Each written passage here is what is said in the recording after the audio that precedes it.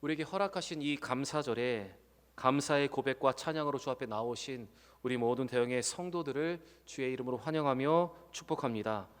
오늘 이 시간 감사하며 예배드리고 찬양으로 감사 고백할 때 하나님이 더 큰 은혜와 또한 감사의 이유를 우리에게 허락하실 줄 믿습니다. 믿음의 고백과 감사의 고백으로 더 은혜를 누리는 우리 대형교회, 또한 감사함으로 믿음의 선순환이 일어나는 우리 모든 대형의 성도들이 되시기를 바랍니다. 여러분, 우리는 고린도전서 13장 13절의 말씀을 잘 알고 있습니다. 그리고 이 말씀을 자주 암송합니다. 이 말씀은 우리 믿음의 사람들뿐만 아니라 세상의 사람들도 알고 있는 성경 구절입니다. 우리 고린도전서 13장 13절의 말씀을 우리 같이 한번 읽어보겠습니다. 그런즉 믿음, 소망, 사랑 이 세 가지는 항상 있을 것인데 그 중에 제일은 사랑이라. 어거스틴은 이 말씀을 가지고 믿음은 사도신경을 고백함으로 더 확실해지고 소망은 주기도문으로 기도함으로 더 풍성해지며 사랑은 십계명을 지키면서 더 확실해진다고 하였습니다. 그러면서 그는 이 믿음과 소망과 사랑에 한 가지 더 덕목을 더한다면 바로 그것은 감사를 더하겠다고 그는 말했습니다. 오늘 어거스틴의 이러한 고백처럼 감사는 믿음의 사람들에게 있어서 가장 중요한 것입니다. 하나님에 대한 믿음과 천국에 대한 소망과 우리에게 명령으로 주신 그 사랑과 함께 꼭 있어야 하고 우리가 실천해야 하는 것이 바로 감사입니다. 왜냐하면 감사는 하나님을 기억하는 것이고 감사하면서 우리는 구원을 이루어가는 존재이기 때문에 그렇습니다. 여러분, 인생의 행복은 감사에 달려 있습니다. 감사하는 마음, 감사하는 말, 감사하는 행동 그 자체가 우리에게 가장 큰 행복일 수밖에 없습니다. 그런데 많은 것을 가지고도 감사할 줄 모르고 더 갖지 못한 것, 없는 것에 대해서 불평하고 원망한다면 그 사람은 행복할 수가 없습니다. 또 믿음과 소망과 사랑도 우리 가운데 자라나지 않게 되는 것입니다. 그래서 행복은 감사의 문으로 들어왔다가 원망의 문으로 나아가는 것입니다. 여러분, 우리는 우리에게 있는 이 믿음, 이 소망, 이 사랑을 더 확실하게 실천할 수 있도록 우리는 이곳에 더 감사를 더해야 합니다. 그리고 감사함으로 믿음과 소망과 사랑을 우리 가운데 더 확실하게 우리는 굳건하게 가지고 있어야 합니다. 오늘 이 감사절을 맞이하면서 더 감사하여서 우리의 믿음, 소망, 사랑을 더 견고하게 하는 여러분과 제가 되기를 바랍니다. 우리 옆에 분과 한번 이렇게 인사했으면 좋겠습니다. 감사하며 행복하게 삽시다. 인사하겠습니다. 감사하며 행복하게 삽시다. 다시 한번 인사하겠습니다. 감사하며 믿음으로 삽시다. 인사하겠습니다. 감사하며 믿음으로 삽시다. 오늘 함께 나눌 본문은 다윗의 감사에 대한 기록입니다. 다윗은 사울을 피하여 굴에 숨어 있었습니다. 그는 자기의 목숨을 노리는 적재자들에게 둘러싸여 있었습니다. 그래서 그는 이 모든 것을 재앙이라고 생각을 했습니다. 그런데 다윗이 이렇게 감사할 수 없는 상황 속에서 그는 하나님께 감사하고 있습니다. 그가 이렇게 감사할 수 있었던 이유는 바로 그의 마음을 하나님께 확정했기 때문에 그렇습니다. 저는 오늘 이 본문의 내용으로 여러분과 함께 모든 순간에 감사하라는 이 제목으로 은혜를 나누기 바랍니다. 주시는 말씀으로 모든 순간에 하나님을 향한 마음을 확정함으로 계속해서 감사의 삶을 살아가는 여러분과 제가 되기를 바랍니다. 오늘 시편 57편은 표제가 붙어 있습니다. 이 시의 제목이라도 말할 수 있고 이 시가 쓰여진 상황에 대한 설명이라고도 말할 수 있는데 이 표제를 잘 보시면 이렇게 쓰여 있습니다. 인도자를 따라 알다 스엣에 맞춘 노래, 다윗이 사울을 피하여 굴에 있던 때라고 기록되어 있습니다. 여기서 나오는 알다 스엣이란 의미는 우리를 멸하지 마소서, 우리를 멸하지 마소서라는 의미입니다. 이것은 시편에 나오는 용어인데 신명기 9장 26절에서 모세가 주의 백성을 위해서 기도할 때 이러한 곡조로 기도하였고 이러한 곡조대로 그렇게 간절한 마음으로 기도하고 노래하라는 의미에서 붙어져 있는 것입니다. 그리고 그 다음에 이렇게 쓰여져 있습니다. 다윗이 사울을 피하여 굴에 있을 때, 바로 이 시가 언제 쓰여졌냐면 다윗이 사울을 피하여서 도망자의 삶을 살다가 한 굴에 있을 때 그 시가 쓰여졌다는 것입니다. 그렇다면 여러분, 지금 다윗의 상황을 한번 보시기 바랍니다. 자기의 장인이며 자기의 왕이었던 사울에게 지금 쫓기고 있습니다. 그에게 위협을 받고 있습니다. 생명이 위태한 그런 상황입니다. 그래서 다윗은 이와 같은 자기의 처지에 대해서 오늘 1절과 3절과 6절에 이렇게 말하고 있습니다. 이 재앙들이 지나갈까지 피하리이다. 이것을 재앙이라고 생각했습니다. 그리고 3절에 나를 삼키려는 자의 비방에서 나를 구원하실지라. 많은 사람들이 다윗을 삼키려고 그를 비방하고 있었습니다. 그리고 6절 말씀을 보시면 그의 영혼은 지금 너무나 억울한 상황이었습니다. 지금 다윗의 그 표현 그대로 그의 이 모든 상황은 재앙과 같은 상황이었습니다. 그런 비방자들에 의해서 비방을 받고 있는 상황이었고, 그래서 그의 영혼은 너무나 억울한 상황이었습니다.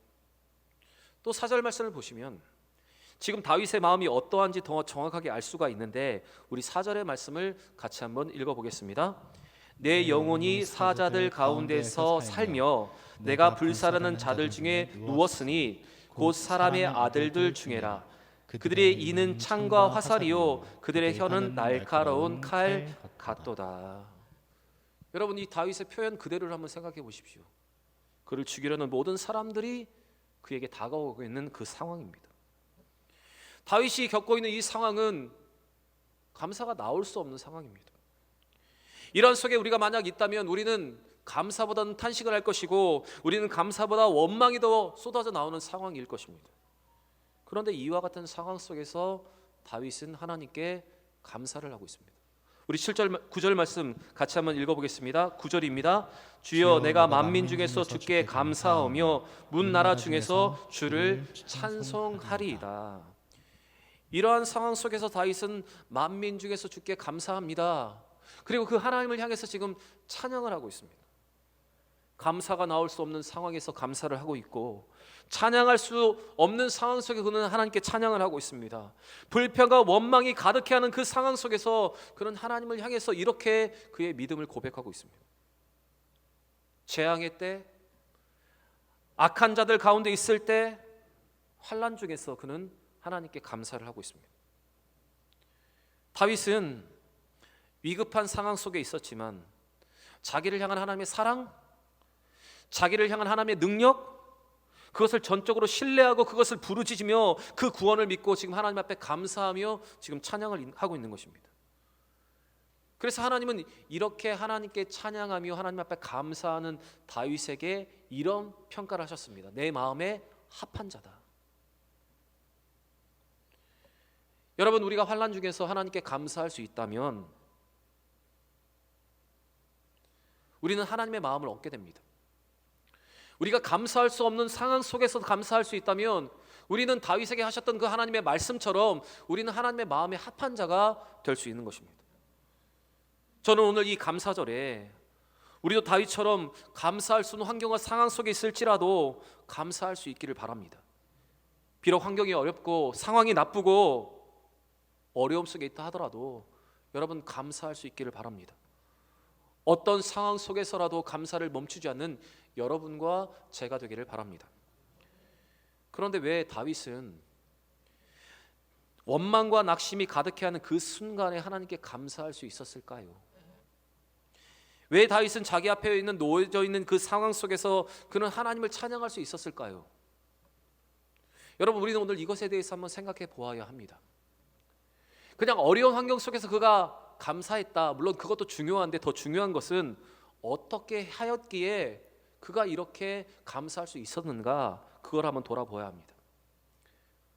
오늘 다윗이 감사할 수 없는 상황 속에서 감사할 수 있었던 이유는 그가 하나님께 그의 마음을 확정했기 때문입니다. 우리 7절 말씀 같이 읽겠습니다. 7절입니다. 하나님이여 내 마음이 확정되었고 내 마음이 확정되었사오니 내가 노래하고 내가 찬송하리이다. 다윗은 하나님께 마음을 확정했습니다. 한 번 아니라 두 번의 고백을 통해서 그는 마음을 확정하고 또 확정했습니다. 여기서 확정했다는 말은 하나님을 신뢰하고 더 이상 방황하지 않겠습니다. 더 이상 하나님을 의심하지 않겠습니다. 더 이상 고민하지 않고 하나님을 더 인정하겠습니다. 여러분, 이것이 마음을 확정하는 것입니다. 하나님이 언제나 나에게 선하게 선대하실 것을 믿고 확신하는 그 믿음이 여러분 마음의 확정입니다. 다윗이 이렇게 마음을 확정하고 나니 그는 지금 치를 것 같은 동굴 속에 숨어 있지만 그곳에서 하늘을 보았습니다.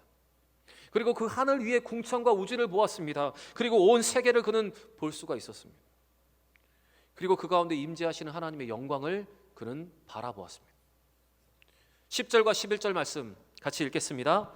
무릇 주의 인자는 커서 하늘에 미치고 주의 진리는 궁창에 이르나이다. 하나님의 주는 하늘 위에 높이 들리시며 주의 영광이 온 세계 위에 높아지기를 원하나이다. 그런데 여러분, 오늘 이 말씀 속에서 가장 중요한 키포인트 한 가지가 있습니다. 왜 다윗은, 어떻게 다윗은 마음을 확정할 수 있었을까 하는 것입니다. 다윗이 마음을 확정할 수 있었던 그의 삶의 태도, 그의 삶의 모양은 어떤 것이었는가, 우리는 그것을 한번 집중해 보아야 합니다. 사실 다윗의 삶은 항상 하나님께 집중된 삶이었습니다. 그는 항상 하나님과 동행하며 하나님께 기도하는 삶을 살았습니다. 그는 어린 소년 때부터 들판에서 하나님의 임재를 누리고 하나님의 영에 충만한 사람이었습니다. 그는 하루의 정한 시간에 하나님 앞에 기도하고 항상 하나님의 민감한 삶을 살았고 성령에 붙들린 성령 충만한 사람이었습니다.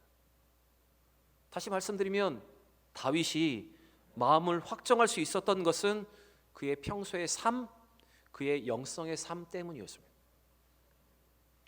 여러분, 다윗이 마음을 확정하여 감사하고 찬양할 수 있었던 것은 그가 항상 시간을 정하여 기도하며 하나님을 묵상했기 때문입니다. 어떤 환난과 어떤 어려움이 있다 하더라도 그는 하나님 앞에 묵상하고 하나님 앞에 기도하였기 때문에 그는 그의 마음을 확정하고 그 확정된 마음을 가지고 오늘 하나님 앞에 감사하며 그는 찬양할 수가 있었던 것입니다.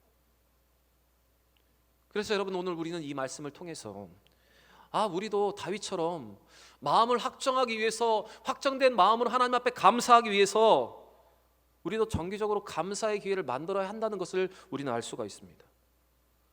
여러분, 우리의 마음이 확정되어서 우리가 더 감사의 삶을 살기 위해 우리는 정기적인 기회를 만들어야 합니다.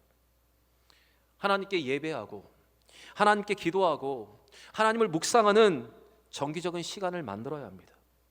그리고 그 시간을 통해서 우리의 마음을 확정하고 우리는 하나님 앞에 감사하며 하나님께 영광 돌리고 찬양하는 삶을 살아가야 하는 것입니다. 출애굽기 23장 16절에 하나님 이스라엘 백성들에게 두 개의 절기를 명령을 하십니다. 우리 같이 한번 읽어보겠습니다.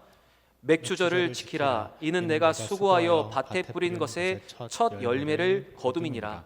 수장절을 지키라. 이는 내가 수고하여 이룬 것을 연말에 밭에서부터 거두어 저장함이니라.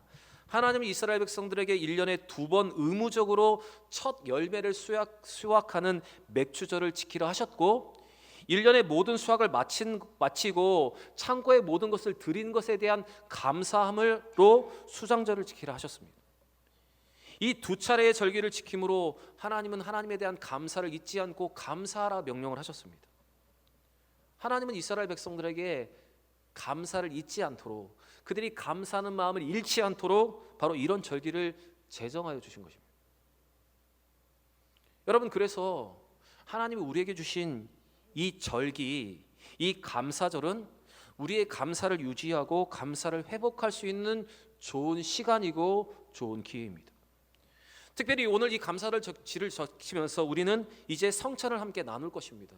여러분, 성찬의 의미가 무엇입니까? 우리를 위해서 죽으시고 우리를 대속하신 예수 그리스도의 살과 피를 기억하고 기념함을 통해서 하나님 앞에 감사하는 것이 성찬의 의미입니다.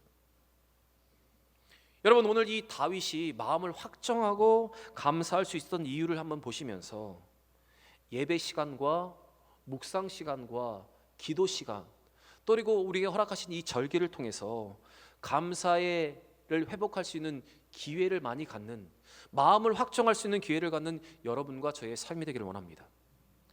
여러분, 우리의 삶이 힘들면 힘들수록 우리는 더 감사해야 합니다. 다윗이 환난 때에 하나님의 사랑과 그 능력을 믿고 감사하며 찬양을 드렸던 것처럼 우리도 여러분 그렇게 감사할 수 있어야 합니다. 우리 역시 다윗처럼 평안함에 형통할 때 감사할 뿐만 아니라 환난 때에도 감사하는 사람들이 되어야 합니다. 여러분, 우리가 어떤 상황이 있든지 믿음으로 우리가 감사할 수 있다면 하나님은 더 큰 감사의 조건을 우리 가운데 넘치게 주실 줄 믿습니다. 다윗처럼 믿음과 감사의 삶을 선택함으로, 마음을 확정함으로 하나님을 기쁘게 하고 하나님이 함께하는 사람, 하나님의 마음에 맞는 사람, 하나님께 복을 받는 여러분과 제가 되기를 원합니다.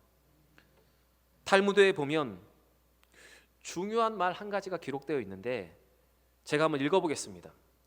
참된 지혜자는 모든 사람에게 배우는 사람이고, 참된 강자는 자신을 잘 제어하는 사람이며, 참된 부자는 가진 것에 대해 감사하는 사람이다 라고 기록되어 있습니다. 참된 부자는 자기가 가진 모든 것에 대해서 감사할 수 있는 사람이 되어야 합니다. 신앙인의 삶은 감사하는 데서 자라게 되고 감사하는 데서 완성되게 됩니다. 신앙인의 영성을 가늠하는 최고의 기준은 바로 감사하는 삶, 감사하는 능력에 여러분 달려 있습니다. 우리가 감사하면 우리는 우리를 도발하고 유혹하는 이 사탄을 몰아낼 수 있고, 우리가 감사하면 우리의 신앙의 흑암을 거두어 빛이 비추는 능력을 우리는 경험할 수 있으며, 우리가 감사하며 살아갈 때 우리의 삶은 하나님의 축복을 받는 믿음의 통로가 되는 것입니다. 여러분, 감사는 패배한 인생을 승리로 바꿔주고, 감사는 우리의 어두운 삶을 빛으로 바꿔주는 중요한 힘이 됩니다. 여러분, 오늘 이 말씀을 기억하시면서 힘써 감사하는 성도가 되는 우리 모두가 되기를 바랍니다. 정기적으로 마음을 확정할 수 있는 시간 안에 나와 마음을 확정함으로 감사할 수 있는 여러분과 제가 되기를 원합니다. 오늘 다윗처럼 환난의 때에도 감사함으로 하나님의 마음에 맞는, 하나님을 기쁘시게 하는 믿음의 사람들이 되시기를 우리 구주 예수의 이름으로 간절히 축원합니다.